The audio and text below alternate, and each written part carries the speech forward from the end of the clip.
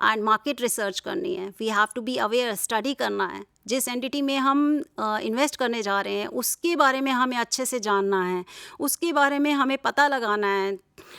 Expert advice भी ले सकते हैं, बट इवन देन अगर हमने एक्सपर्ट एडवाइस भी ले ली है, दैट्स नॉट एनफ, हमें खुद भी अपनी स्टडी करनी है। तो वो सब अगर स्टडी करने के बाद हम सेविंग को अपनी सेविंग को इन्वेस्ट करते हैं, that is called wise investment. तो वो करना है हमें, अपने इन्वेस्टमेंट में डाइवर्सिफिकेशन भी लाना है। यस, ये नहीं कि सारा पैसा हमने इक्विटी में लगा दिया तो सारा रिस्क लेके हम बैठ गए। अब मार्केट रेट तो बहुत ज़्यादा फ्लक्चुएट होते हैं और फिर बाद में हमें पता चला कि हमारा सारा पैसा डूब गया, तो क्या करें? अब तो कुछ नहीं हो सकता ना। तो डाइवर्सिफिकेशन ज़रूरी है। आप देखिए आपका रिस्क एपिटाइट कितनी है, आपकी रिस्पॉन्सिबिलिटीज़ कितनी हैं। हमें देखना है कि हमारे पास कितना इनकम है और कितनी हमारी रिस्पॉन्सिबिलिटी और कितना पैसा हमारे लिए बचता है। और ये भी देखना बहुत ज़रूरी है कि हम जो पैसा हमारा बच रहा है वो हमारे पास कितने टाइम के लिए अवेलेबल है।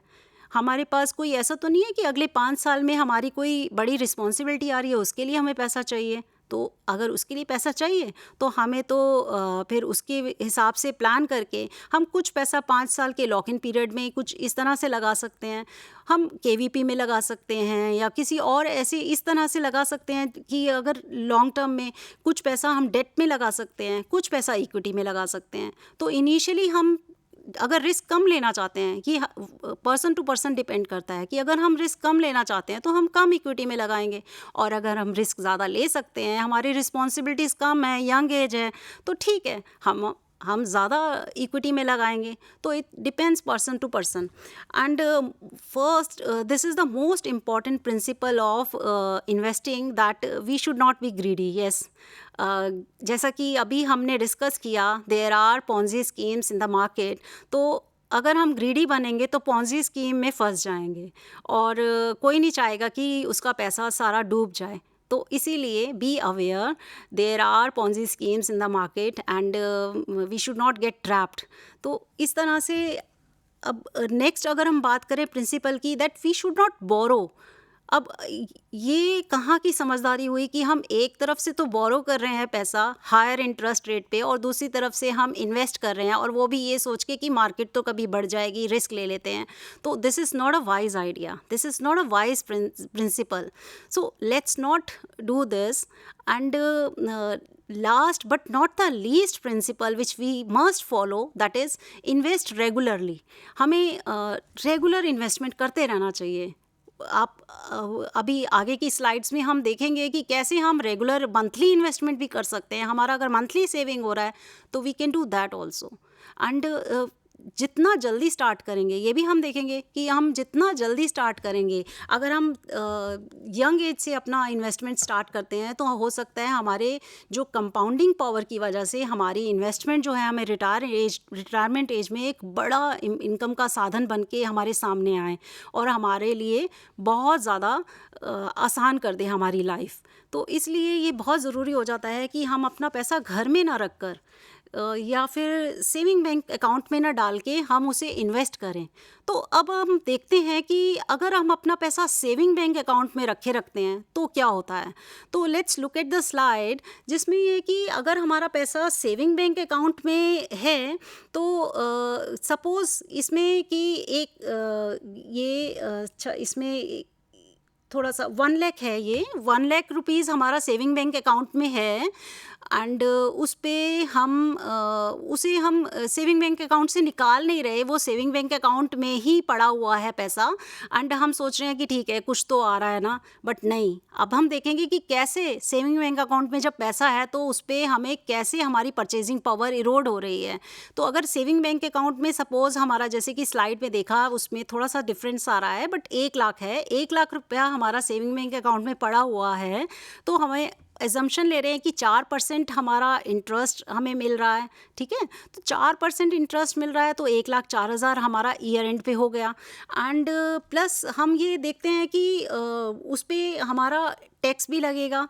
And here we are assuming कि जो टैक्स रेट है वो 30% स्लैब में ये एसएससी कवर होते हैं, तो 33.99% हम टैक्स लगाएंगे, तो वो आ जाता है 1356। तो इतना हमारा टैक्स लग गया।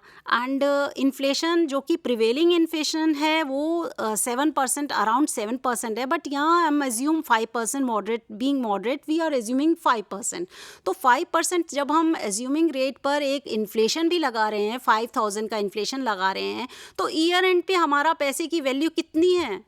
ईयर एंड पे हमारे जो 1 लाख रुपया हमने अपने सेविंग बैंक अकाउंट में रखा था, ईयर एंड पे उसकी वैल्यू है 97,644।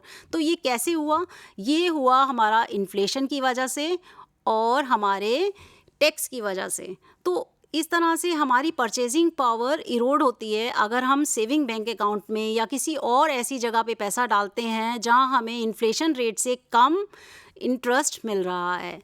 तो इस तरह से हम अब देखते हैं कि अगर हम पैसा अपना इन्वेस्ट करते हैं तो उसके क्या प्रॉफिट हैं। हमें इन्वेस्ट करते हैं तो हमें कंपाउंडिंग का बेनिफिट मिलता है, isn't it?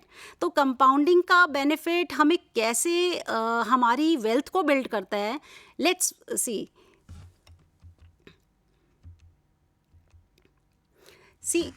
Look at the slide कि जब हम 1,000 रुपया हमने इन्वेस्ट किया पर मंथ, जैसे कि SIP में अगर हम इन्वेस्ट करते हैं हो सकता है, तो एज्यूम रेट क्या है? 8%। यहाँ हम लोग एज्यूम कर रहे हैं कि हम 8% पर एनम पे अपना 1,000 रुपया हमने इन्वेस्ट किया एंड वो 60 साल की उम्र तक हम इन्वेस्ट कर रहे हैं।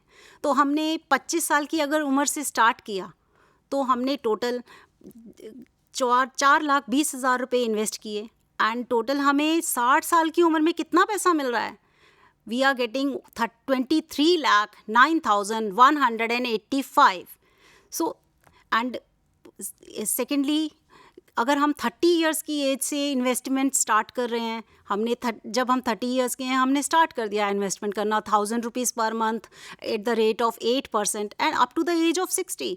तो हमें कितना टोटल इन्वेस्ट किया? 3,60,000, बट हमें मिल कितना रहा है एट द एज ऑफ 60? 15,02,295। लेकिन अगर हम 40 की एज में स्टार्ट कर रहे हैं या 35 की एज में स्टार्ट कर रहे हैं तो हमें 5 लाख या फिर 9 लाख रिस्पेक्टिवली मिलेगा, तो which is little less than what we are getting when we are starting at the age of 25 और 30। तो इस तरह से अगर हम अपनी इन्वेस्टमेंट जल्दी स्टार्ट करते हैं, अर्ली स्टार्ट कर रहे हैं, तो हमें बेनिफिट ज़्यादा है, और अगर हम लेट स्टार्ट कर रहे हैं तो हमें बेनिफिट कम मिल रहा है, क्योंकि कंपाउंडिंग पावर जो है वो उसका हमें बेनिफिट भी कम मिलेगा। अब अगर सेकेंड एग्जांपल देखें, अब हम 1,000 रुपीज़ जो है वो हर महीने फिर से हम डिपॉजिट कर रहे हैं, इन्वेस्ट कर रहे हैं एक ऐसी स्कीम में जिसमें हमें 15% पर एनम इंटरेस्ट रेट मिल रहा है एंड कंपाउंडिंग रेट पे इंटरेस्ट मिल रहा है, एंड हम लोग स्टार्ट कर रहे हैं 25 की एज से up to the age of 60। तो 25 की एज से स्टार्ट किया up to the age of 60, हमारा टोटल इन्वेस्टमेंट क्या है? 4,20,000। लेकिन हमें मिलेगा कितना? कैन यू इमेजिन हमें कितना मिलेगा? That is around 1.5 crore. तो 1.5 करोड़ के पास हमें अमाउंट मिल रहा है, जैसा कि हम इस स्लाइड में देख सकते हैं। अगर हम 25 साल की उम्र से स्टार्ट करते हैं and only small amount 1,000 rupees per month we are investing, and if we are investing from the age of 30, then we are investing total amount 3,60,000 and what we are getting around 70 lakh, huge amount. See, तो हम अपना future भी अपना protect कर रहे हैं। Future में हमें जो सेविंग हमें चाहिए, हमें उस पैसे की ज़रूरत है, वो हमें यहाँ मिल रहा है। एंड इसी तरह से अगर हम देखें कि एट द एज ऑफ 35 कितना हमने इन्वेस्ट किया? टोटल 3 लाख, और हमें मिला कितना एट द एज ऑफ 60? 32,84,074। सो इसी तरह से अगर 40 की एज में स्टार्ट किया तो 2,40,000 ही हमने टोटल इन्वेस्ट किया, लेकिन मिल कितना रहा है? 15,15,000 So very less than what we were getting when we were starting from the age of 25. So इससे क्या मैसेज मिलता है कि हमें जितना जल्दी इन्वेस्टमेंट स्टार्ट करेंगे उतना ही ज़्यादा हमारे लिए बेनिफिट है, उतना ही हम अपना फ्यूचर प्रोटेक्ट कर रहे हैं, उतना ही हमें कंपाउंडिंग पावर का बेनिफिट मिल रहा है। सो अब अगर एक बात माइंड में आती है कि 15% हमने ले तो लिया, क्या ये रियलिस्टिक है? तो let's see in this graph कि ये अगर बीएससी का हम ग्राफ देखें जो कि स्क्रीन पर है, CAGR का, that is compounded annual growth rate return. So अगर हम लॉन्ग टर्म में इन्वेस्ट करते हैं, नॉट द शॉर्ट टर्म में इतना हायर रिटर्न मिलना थोड़ा पॉसिबल नहीं है, बट लॉन्ग टर्म में you will definitely get this kind of return. And compounded return power जो है उसकी वजह से हमें इतना जो पिछले सालों का ये रिकॉर्ड है उसमें हमने देखा है कि 17% तक हमें रिटर्न मिला है।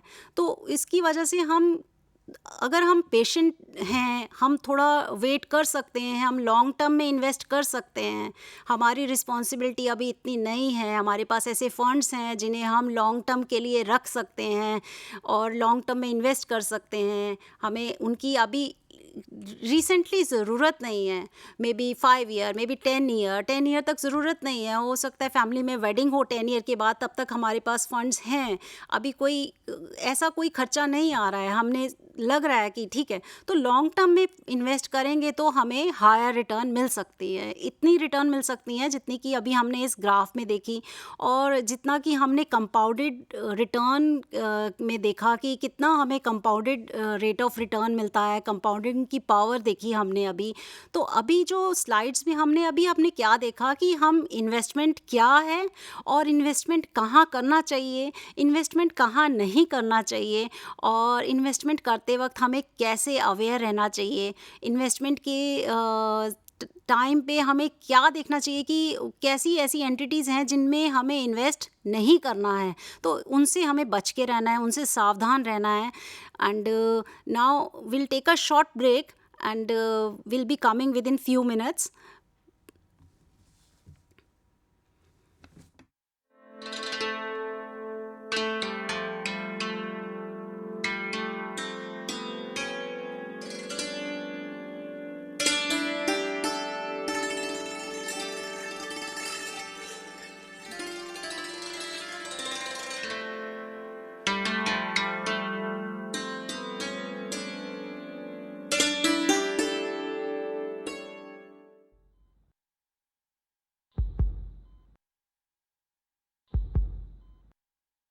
क्रिटिकल है बट वी आर ट्राइंग। ये सब हुआ कैसे? एक फोन आया था राजेश के पास। उसने कहा कि उनकी 1 करोड़ की लॉटरी निकली है और उसके लिए उसने बैंक डिटेल्स मांगी। राजेश ने सारी डिटेल्स दे दी। 1 घंटे के अंदर ही उनके बैंक अकाउंट से सारा पैसा साफ हो गया और वो यहाँ आ गए। हार्ट अटैक आया है।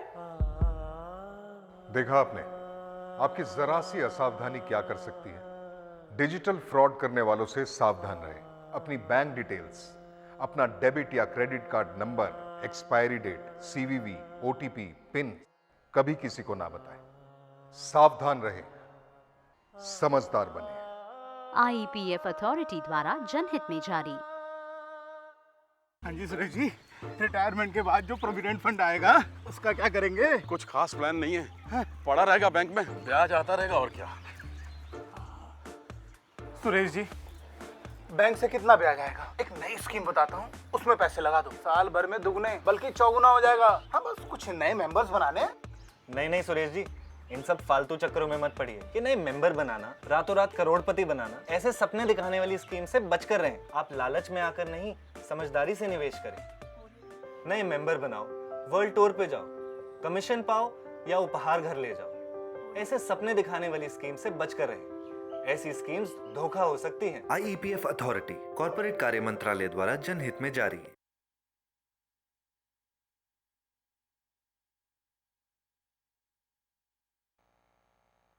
यार वो मेरे बचपन का दोस्त है, वो क्यों मुझसे झूठ कहने लगा? वो कह रहा था इस स्कीम में पैसा लगाने पर 6 महीने में 10 के 20,000 हो जाएंगे। और तूने मान लिया? ऐसा ऑफर कौन छोड़ता है? 10,000 के 20,000। एक काम कर, ये ले 100 रुपये पकड़ना और जाके 10 किलो लड्डू लेके आ। अबे पागल है क्या? 100 रुपए में 10 किलो लड्डू आते हैं? अबे इसके तो 1 किलो लड्डू भी नहीं आएंगे। जब इतना जानता है तो ये नहीं जानता कि 6 महीने में 10,000 के 20,000 नहीं होते। समझदारी बढ़ा, लालच नहीं। लालच में ना आए, समझदारी बढ़ाएं। IEPF अथॉरिटी द्वारा जनहित में जारी।